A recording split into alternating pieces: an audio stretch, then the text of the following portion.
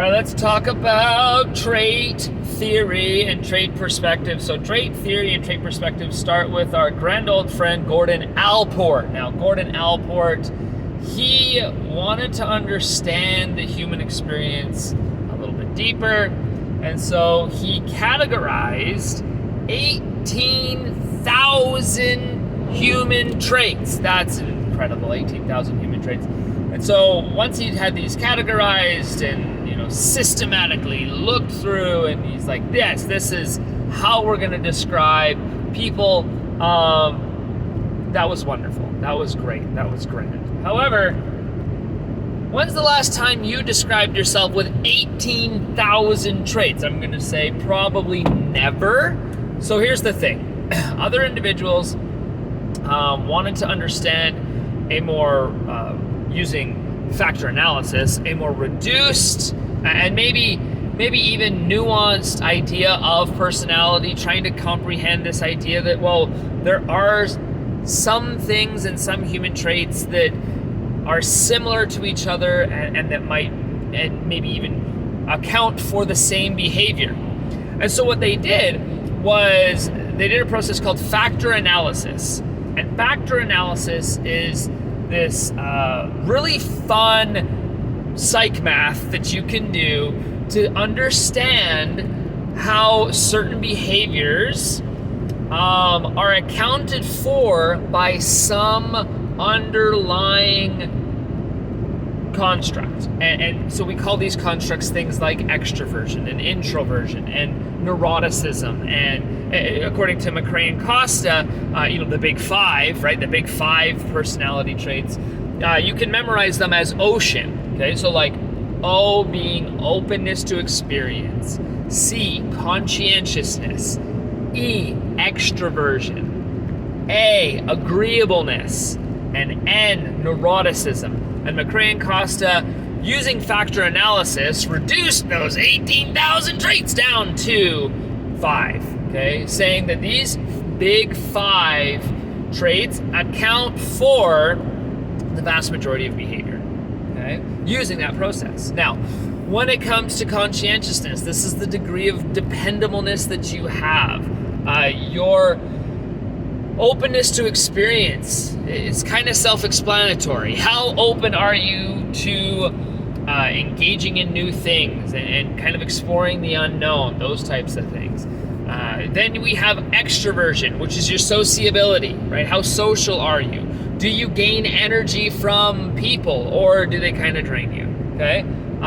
So that's extroversion. Then we have agreeableness, which once again is kind of self-explanatory, is how agreeable are you to certain ideas? How welcoming are you to ideas that might be in opposition to yours, and those types of things. And then neuroticism is the degree of emotional instability, okay? And so these big 5 traits, via factor analysis, account for the vast majority of behavior that you do. Another important thing to note with the big 5 is that in recent years, researchers have come to understand that there are individuals like Malala Yousafzai who there are things that she does that are outside of those big 5.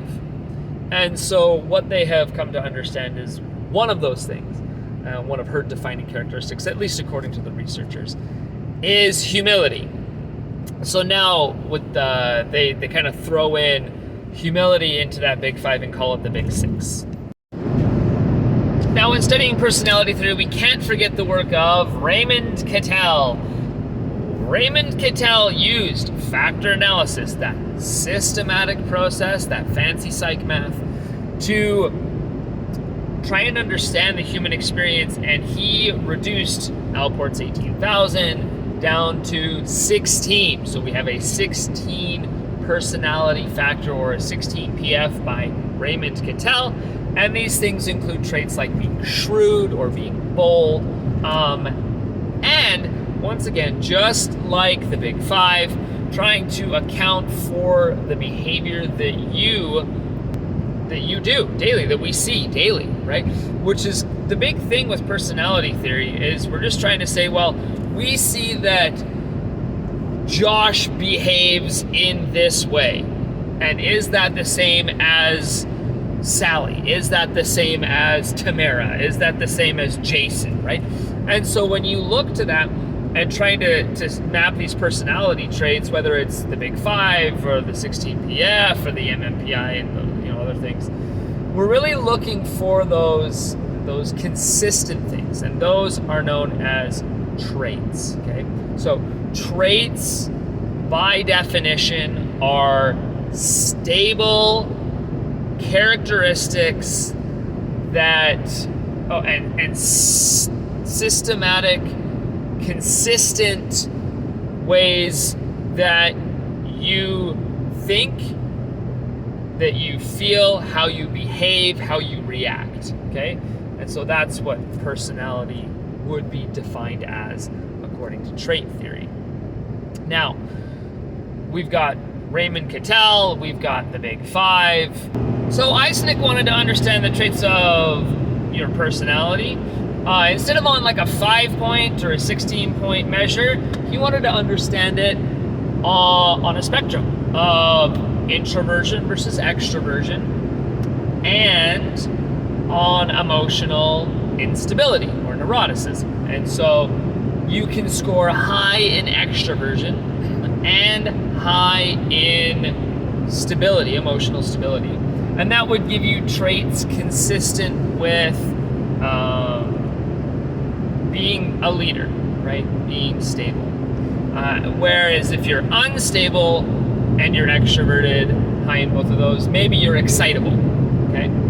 And so he had it on this Cartesian plane, you could say, and you can once again score in one of the 4 quadrants, essentially being, if you've got extroversion on the left side and then introversion on the right side, and on a spectrum, on a continuum, and then we have stable up top and unstable at the bottom.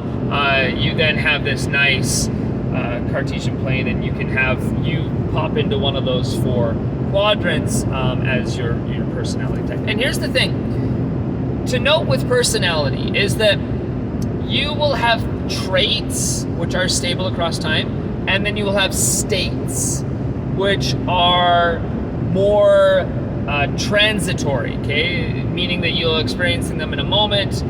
So, for example, Gordon Allport would say that you have cardinal traits, which is something that you would define your whole personality by, right? So we might use Mother Teresa's altruism, for example, okay? Or you would have central traits, which are things that you would be categorizing like your friend. Little Jimmy is gregarious and funny and somewhat shrewd and those types of things. And so that's really, when it comes to personality, those things are key in understanding the difference between not only what defines you kind of as a whole, but what defines you more peripherally, so cardinal versus central traits, and then whether those things are stable across time or just a moment in time. Because if it's stable, we call that a trait, and consistent, we call that a trait.